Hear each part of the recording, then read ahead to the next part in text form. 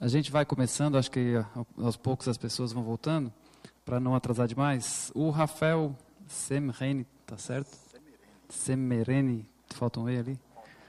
Fará, é agrônomo pela Universidade Federal de Goiás, trabalha com geoprocessamento, não é mais Serfal, Serfal, SEAD, e vai falar aqui para a gente da utilização de tecnologias livres na regularização fundiária na Amazônia Legal. Rafael, com você. Obrigado, Jorge. Obrigado a todos aqui presentes pela oportunidade. Parafraseando o Jeff, eu estou muito feliz. I'm very happy to be here. Obrigado, gente. Então, bom, a Cefal foi uma secretaria instituída pela Lei 11.952 de 2009, tá? Que originou o programa Terra Legal, responsável por regularizar terras públicas federais remanescentes na Amazônia Legal. Ou seja, toda que a gente chama de gleba pública federal, toda terra, porção territorial que foi arrecadada pela União e que não teve o seu devido uso firmado por algum decreto, por alguma lei, ela é passível de regularização. As posses incidentes sobre aquelas terras são passíveis de regularização pela Lei 11.952, de junho de 2009, que foi alterada pela Lei, pela Lei 13.465 de 2017. Passa o primeiro, Rafa. Sobe um, por favor. Pela Lei 13.465 do ano passado, tá? Então, a Lei 11.952 instituía que ocupações incidentes em terras públicas federais na Amazônia Legal, que foram feitas de forma mansa e pacífica, e que a pessoa sobrevivesse ali, tirasse a maior parte da sua renda daquela terra, pudesse ser regularizada pela União, teria um título expedido a seu favor, com cláusulas resolutivas, né? Um título que daria a ela a posse sobre o imóvel, porém com cláusulas, ou seja, ela teria que cumprir essas cláusulas, que geralmente incluem cumprir legislação ambiental, pagar o título que foi outorgado a ele, entre outras cláusulas, e que geralmente duram 10 anos. A partir daí ele teria posse plena, né, propriedade plena sobre o imóvel, e poderia fazer o que ele bem entendesse desse imóvel. Foi nesse contexto que nós chegamos aqui no programa em 2009 e começamos a trabalhar no Departamento de Planejamento e Monitoramento e Avaliação do programa, que também incluía o INCRA. O INCRA, que seria, vamos dizer, a parte operacional, o pessoal do INCRA que me desculpe, mas seria a parte operacional do programa, que inclui fazer georreferenciamento, medição das terras, né? Enfim, o cadastro, trabalhar com o Sistema Nacional de Cadastro Rural, que é o SNCR, entre outras coisas. E, por fim, o título a ser emitido era assinado pelo secretário da Serfal, que era do MDA, antigo MDA, agora é SEAD. Então, você tinha um programa que era um programa híbrido, eram 2 órgãos trabalhando junto, e ainda a gente estava hospedado dentro do Sensipan, aqui em Brasília, no setor policial sul. Então, era quase que 3 órgãos. A gente estava com o secretário do MDA, com o pessoal do INCRA nos auxiliando, e usando a infraestrutura a princípio do Sensipan. Isso foi muito bom, porém, teve lá seus efeitos adversos, né? Por favor, Rafael, próximo. Aqui nesse mapa, a gente tem a ilustração do que a espacialização das nossas glebas federais na Amazônia Legal, né? A Amazônia Legal são 9 estados unidades da federação, uma parte do Maranhão, Tocantins, Mato Grosso, Pará, Amapá, Roraima, Amazonas, Rondônia, Acre. Acho que falei todos, né? E aqui, essas glebas aqui não são as remanescentes, tá? Isso aqui incide, é porque não tem aqui espacializado, mas também sobre essas áreas existem unidades de conservação, existem terras indígenas, existem assentamentos do INCRA, existem áreas da SPU, áreas de marinha, áreas inalienáveis, quilombolas, enfim, uma série de outras camadas aí que a gente tem que levar em consideração no processo de regularização fundiária. Por favor, Rafael, o próximo. Assim, basicamente, a gente pode resumir o programa Terra Legal, isso é um esquema bem simplificado, em 3 etapas, né, que seriam o cadastramento, que é feito por um sistema de cadastro, chamado Sisterleg. O cadastramento que depois, que vamos dizer, materializa o processo físico, o processo administrativo. Esse processo administrativo ele é juntado às peças técnicas de georreferenciamento, que é planta e memorial descritivo. O georreferenciamento é feito a partir de uma contratação de uma empresa via pregão eletrônico. Aqui cabe um parênteses nesse item 2 aí, que foi aí que surgiu, assim, nós temos um volume aproximadamente de, salvo engano, eu acho que já referenciamos mais de 300 mil quilômetros lineares na Amazônia, entre glebas públicas federais, entre assentamentos, entre unidades de conservação, entre imóveis particulares. Ou seja, nós tínhamos muito serviço nessa área aí, porque a pessoa, para ter o título, ela precisa ter o GEL. E para ter o GEL, ela precisava, o INCRA precisava fazer a contratação e precisava certificar essa área. E essa certificação, ela é um trabalho que o INCRA é delegado ao INCRA, por lei, a lei de 10.267 de 2001, se eu não me engano. Essa lei atribui ao INCRA fazer a certificação do imóvel.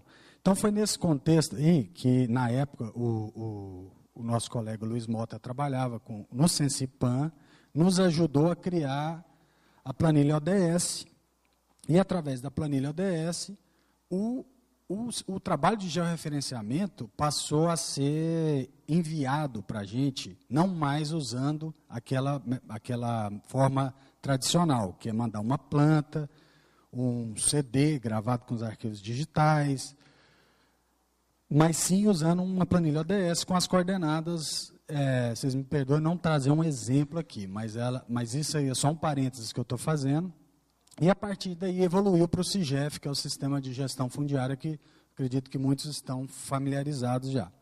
Foi a partir desse contexto que surgiu o embrião do SIGEF, né, que hoje a gente é um sistema adotado Brasil afora. Aí. E a titulação, que seria a etapa final do programa, e a titulação ela é feita depois de analisar um monte de fazer cruzamentos com algumas bases, entre elas infrações ambientais do IBAMA, embargos do IBAMA, Cadastro Nacional de Trabalho Escravo lá do MTE, entre outros, né?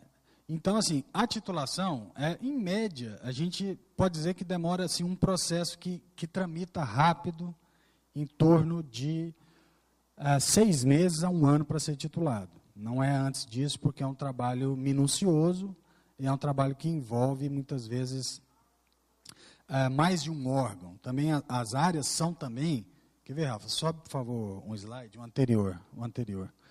Essas áreas, todas elas são consultadas em uma instância que chama Câmara Técnica. Essa Câmara Técnica foi instituída por uma lei, ela participam dela o Ministério do Meio Ambiente e o antigo Ministério do Desenvolvimento Agrário, atualmente SEAD. Essa Câmara Técnica, o que acontece? Além desses órgãos, participam também a FUNAI, a Secretaria de Patrimônio da União, Se eu estou esquecendo de alguém aqui, sociedade civil, acho que tem participação, Sensipan também. Essas áreas são consultadas. Antes de serem destinadas, elas são consultadas para ver se algum órgão tem interesse em alguma dessas áreas. E, após isso, o processo de regularização fundiária segue o seu rito, mas tem que passar pelo crivo da Câmara Técnica.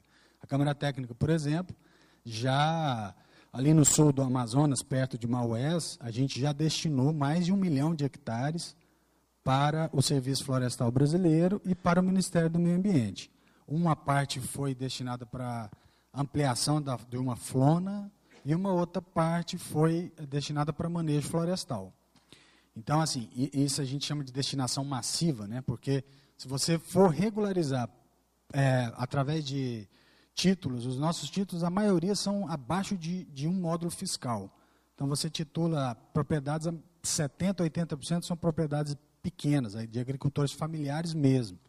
Então, juntando hoje 22 mil títulos que a gente já expediu, da chamada Portaria 23, que é o nosso título típico, vamos dizer assim, a gente não alcança 2 milhões de hectares, apenas. Né? Por favor, Rafa, próximo. Então, e a pós-titulação seria as análises das cláusulas resolutivas. Né? Quer dizer, esse título ele pode ser cancelado se o requerente descumprir alguma das cláusulas previstas no título, que fica geralmente no verso do título. Se ele não pagar, se ele fazer alguma infração, tá, ambiental, segue, Rafa. Bom, então, como eu disse, a gente trabalhava na área de monitoramento e avaliação. Essa área extremamente demandada por dados, por gestão da informação, por cruzamento de bases, por espacialização, enfim, ranqueamento enfim, de direcionamento de ações em campo, algo muito parecido com o que o IBAMA faz também. Né? Por exemplo, aonde que eu vou envidar meus esforços para fazer regularização fundiária? Aqui não é combate a crime ambiental, a gente faz a regularização, mas usando o GEL para priorizar ações em campo também. Tá? Muitas vezes a falta de sincronia aí gera um atraso nos trabalhos. Né? Quando você tem um cadastro de requerentes que não tem georreferenciamento, eu não posso chegar num título. Pode seguir, Rafa, por favor. Então, só assim, rapidamente ilustrando aqui algumas camadas que a gente trabalha, no slide ficou um pouco confuso, mas aqui você tem seis camadas. Você tem parcelas georreferenciadas, que ali tem um município de Brasil Novo, né? Próximo da região de Uruará, ali, da região do Xingu. Ali no Brasil Novo você tem, essa gleba, se não me engano, é setor norte do INCRA.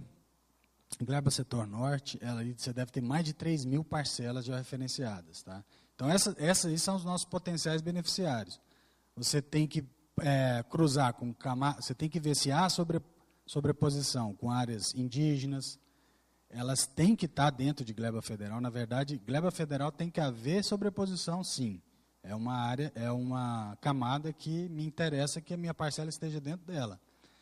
Unidade de conservação, né, os assentamentos do INCRA e territórios quilombolas. Isso aqui é só um exemplo do que seria nosso trabalho, como ele também depende, né, de informações, como ele é altamente dependente de informações espaciais. Próximo, por favor. Então, nesse contexto, a gente criou um banco de dados, um PostGIS, e esse ficou sendo um servidor de dados geográfico para a gente. A gente trabalhava ainda lá na época fazendo geoprocessamento com desktop, enfim, file system. Então, para a gente isso aqui foi um passo largo, né, na gestão da informação do programa.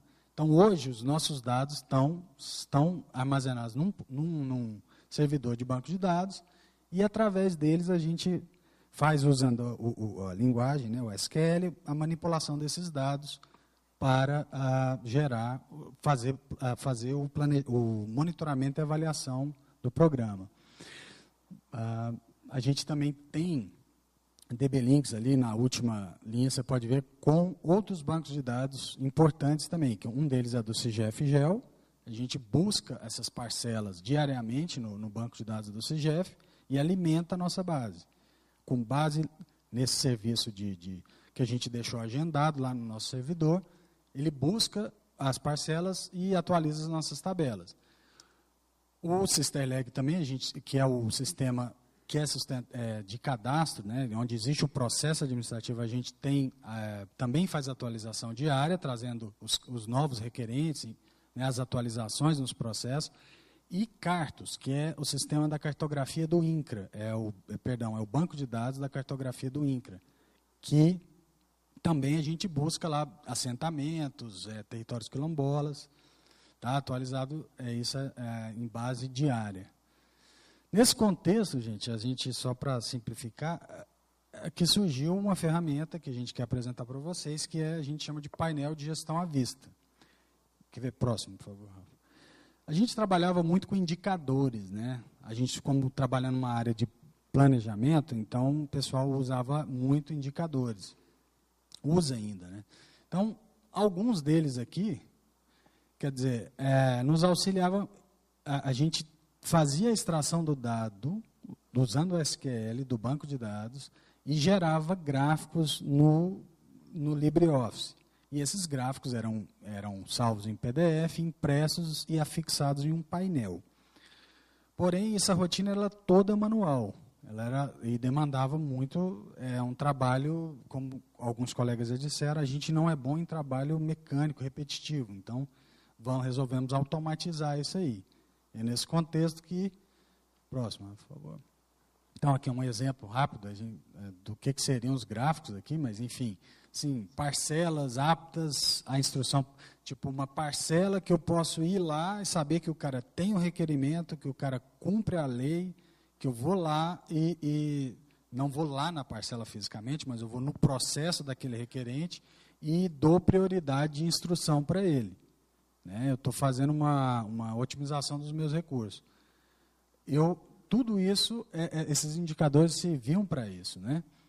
E aí que o painel de gestão, essa aqui é a interface do programa. Tá?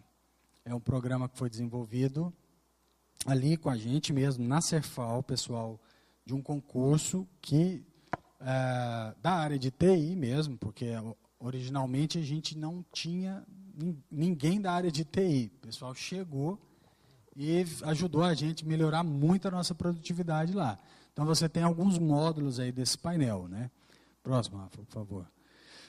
Enfim, você tem aqueles mesmos indicadores lá de trás, eu consigo obtê-los através automaticamente aqui, inclusive exportar dados. A gente vai entrar no sistema aqui, só estou fazendo uma apresentação breve. Aqui, análise de imóveis, ele faz um cruzamento espacial usando várias tabelas do banco de dados lá para poder gerar as parcelas que são prioritárias para a gente instruir processo. Né? Aí, como eu falei, alguns módulos do painel. Mostrar o painel? Tá, é o esquema diagrama, né? Ele fica hospedado num servidor de aplicação, comunica com o nosso banco de dados que está em outro servidor, tem DB-Links com outros bancos de dados e atualmente só está disponível para acesso dentro da rede da SEAD, mas vai ser uma forma de publicar os nossos dados. Em breve a gente vai publicar na web isso aí. E quem quiser ter acesso aos dados do Terra Legal vai poder tê-los de uma forma bem fácil. Tá? Então, aqui nas tecnologias utilizadas no sistema, foram o Apache, o PHP, o Postgres com PostGIS, né, o Zend, o Framework Zend. Eu estou aqui na frente do desenvolvedor aqui, ele vai ter uma palavra também. Pode seguir, Rafa, acho que esse é o... E as tecnologias front-end aí do sistema. Tá? Rafa, você pode já acessar. Bom, gente, esse aqui é o dito cujo, né? Esse é o próprio sistema que a gente instalou nesse notebook aqui para não precisar de comunicar com o servidor lá. Então, aqui, essa parte aí é uma parte interessante, que ela faz o cruzamento e a hierarquização dos nossos processos. Hein? Como o diretor, Jorge, Luciano comentou, a hierarquização dos polígonos, né? Para que a gente atue de maneira mais otimizada.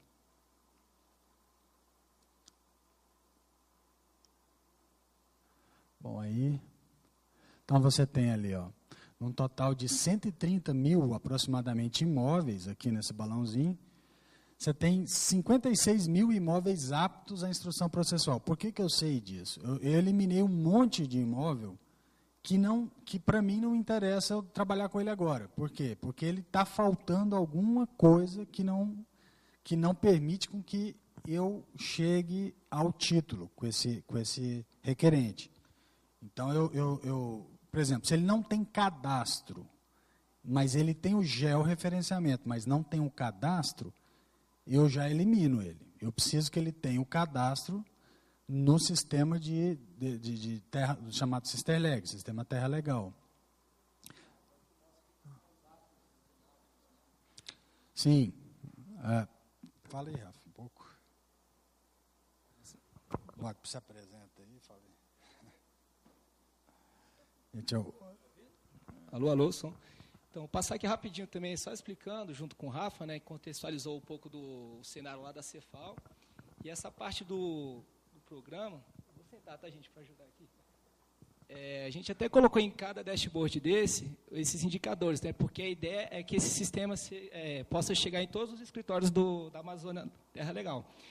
Então, como tem usuários que nunca teve contato com a ferramenta nem nada, a gente sempre teve esse cuidado de colocar, por exemplo, o que são os imóveis aptos, né? Como o Rafa falou antes, tem que fazer parte das glebas que estão certificadas, já tem que ter passado pela câmera técnica, tem que estar com o estado de titulado e tudo. Em relação aos não aptos, né? Se ele está com algum impedimento na gleba, se ainda não foi arrecadado. Então, a gente colocou todas essas informações aqui. Sim. E o bacana, isso aqui foi muito utilizado na gestão do programa, né? Então, as pessoas, ao fazer os mutirões para fazer a entrega dos títulos, antigamente, eles não tinham muito esse controle. Assim, onde é que a gente vai começar? Né? Qual o potencial em si? Então, depois de vários cruzamentos que a gente conseguiu fazer, a gente chegou nessa estrutura que hoje permite, por exemplo, filtrar aqui os imóveis aptos. Eu clico aqui, ele já traz toda a seleção de quem são as parcelas que estão aptas, separado, por exemplo, pelas regionais. Então, lá em Belém, eu tenho essa distribuição aqui em todos os municípios de Belém, e a quantidade, nesse município aqui... Só uma coisa, ele falou municípios de Belém, porque é da regional de Belém, desculpa, que abrange lá seus municípios. Então, as regionais do INCRA, a gente está falando aqui de Belém, Santarém, Marabá e Altamira. Então, o Pará está fatiado aí em 4 regionais, né? E fora do Pará, cada estado tem a sua regional, tá? Sua superintendência regional, né? Desculpa, fala só. E aqui dentro de cada município, a gente consegue identificar quais são as glebas que fazem parte também. Então, isso é muito importante na nossa gestão, porque permite, vamos concentrar os esforços aqui na gleba, por exemplo, essa gleba Rio Guamá, que a gente sabe que já tem um potencial de 357 imóveis que estão aptos, já podem ser titulados.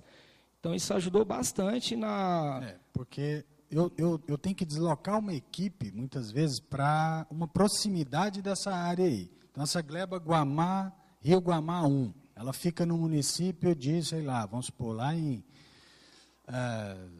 Cametá, no Pará, por exemplo. Então, essa gleba eu vou ter que deslocar uma equipe lá, geralmente no mínimo 10 pessoas, 15 pessoas, e isso tem um custo, claro, diária, passagem, e fazer uma infraestrutura ali para poder receber esses requerentes, que geralmente a gente bota um carro de som ali na região, anunciando que o Terra Legal vai estar ali, que o Terra Legal vai fazer um mutirão, e que as pessoas compareçam a esse mutirão para que seus processos sejam devidamente finalizados. Tá? Então, essa ferramenta, um dos principais objetivos foi facilitar essa priorização de regiões, enfim, e otimizar nossos recursos financeiros, recurso humano, como o Luciano disse, a gente tem muito escasso, né, por sinal. Continua aí.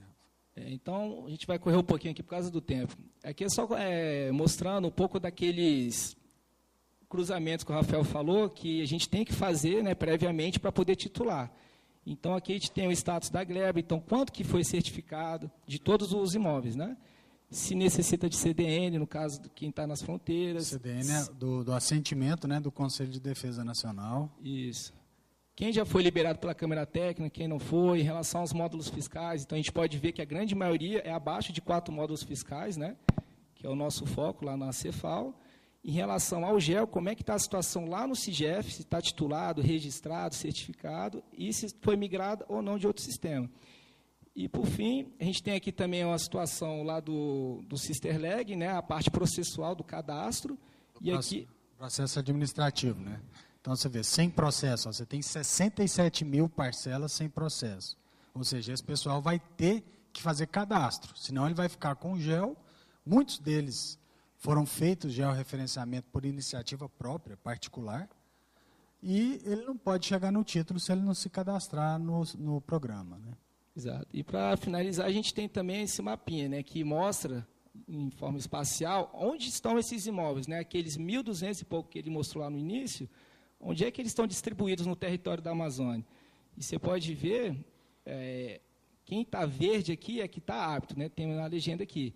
Vermelho é porque está inapto, tem alguma pendência, seja no processo ou no território onde ele está. E de amarelo, que é o ouro lá, que são os títulos. Não dá para ver direito aqui por causa... Aqui, tem alguns. Mas eu posso ter, inclusive, a informação. Ó, se eu clico aqui, quem é esse cidadão aqui, por exemplo? O CPF está, às vezes, em vazio mesmo, a situação dele está sem processo. Então, a gente consegue identificar pontualmente assim, onde é que a pessoa está e o porquê que ele não está apto ainda a ser titulado, aquele território. Isso aqui a gente pegou a API lá do Google, né? Você pode até colocar o Street View aqui também. Dá para até fazer uma vistoria sentada ali na mesa, né? Uma mansão, porque que o cara não foi na API. Esse é requerente do Terra Legal. Então, às vezes acontecem umas coisas cabeludas dessa aí. Chegamos lá na piscina do maluco. Cadê o Luiz? Inclusive, gente, a gente pode aplicar vários filtros. Então, por exemplo, as pessoas lá fazem muito mutirão. Vamos ver como é que está a situação de uma determinada gleba. Eu vou pegar essa gleba Colônia, quem já conhece bem. Fica no Maranhão, essa daí. Que é a gleba onde tem a maior quantidade de imóveis. Então, ela tem aqui 6.209 imóveis, sendo que desse total, 39% está apto. É isso mesmo? Acho que é. É 2.435 e 2.322 está inapto e já foram titulados 1.453 imóveis nessa gleba. Aí a gente tem a situação relacionada a essa gleba e aqui no mapa ela vai listar também. Olha onde é que fica essa gleba aqui. Ela pega esses dois estados e a gente consegue, inclusive... Lá na divisa com o Pará, entre o Maranhão e no Maranhão, na divisa com o Pará. Ali você tem muito projeto de assentamento também. Exato. Vamos correr, Rafa, para a gente tentar mostrar pelo menos esse outro gráfico aqui. Esse aqui é interessante também. Tá quanto tempo aí? Só? A gente tem 3 minutos, vamos fazer rapidinho aqui. A ideia desse aqui é atender a essas demandas muito de órgãos de controle, né? O pessoal da Cefal. A gente já sofreu 2 auditorias lá do TCU, isso fez com que a gente ficasse mais esperto em muita coisa. Exato. Já se antecipasse, buscasse informações com outros órgãos para poder fazer cruzamento com os nossos dados e não titular indevidamente ninguém. Eu vou chegar só na parte do gráfico, acho que é o mais interessante para vocês. Aqui a gente tem uma distribuição, quantidade de desmatamento por ano que foi titulado. Então, em 2013, por exemplo, eu tive 12 mil títulos, ou 12 mil hectares titulados, e 64% está desmatado desse total de hectare que foi titulado. Se a gente clica aqui, a gente verifica que o desmatamento aconteceu antes do cidadão receber o título. Então, isso nos respalda, inclusive, nessa questão de o ato de você estar titulando, você está ajudando no desmatamento. Na verdade, não. A gente percebe que o terreno já estava desmatado antes do cidadão ir lá e pegar a questão do título, né? Esses dashboards, inclusive, nos ajudaram a responder essas questões também. E aqui embaixo, essa aqui são a distribuição anual, pelo período, aqui por regional, então aqui a gente consegue saber quem é que está desmatando mais nos nossos escritórios.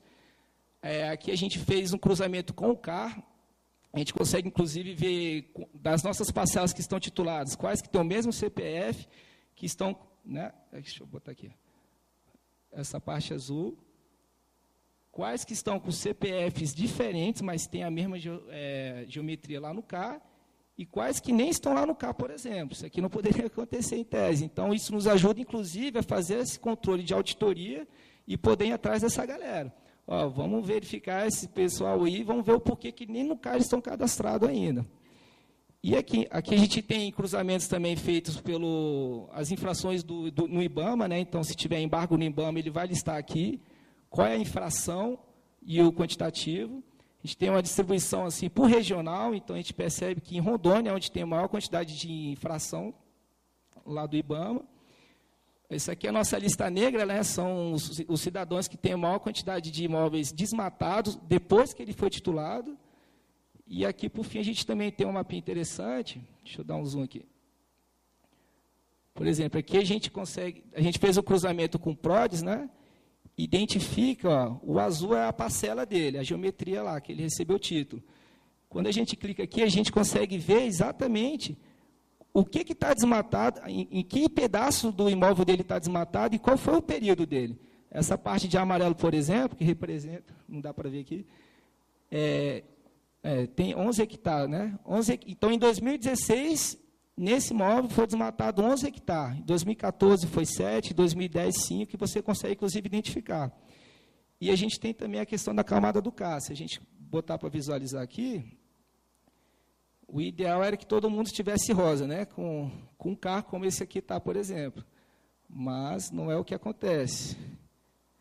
Você vê essa parcela, por exemplo, só tem uma parte, só, sei lá, 10%, por exemplo, que está com CAR registrado. Isso. Então, é isso. A gente pegou essa ferramenta, né, para fazer justamente esse cruzamento. Não só CPF por CPF, número de processo, mas também, principalmente com a ajuda do Rafael, da nossa equipe lá de cartografia, para fazer esse cruzamento via georreferenciamento também, né, fazer esses cruzamentos. Como ele citou bem, quando a gente chegou há 3 anos atrás, não tinha ninguém de TI. Então, a gente conseguiu fazer essa troca de conhecimento, TI, com a parte de geo, e chegar nessa ferramenta aí que nos ajudou bastante, principalmente a fazer essa gestão, no caso da secretaria lá da Cefal. Perfeito. É isso, gente.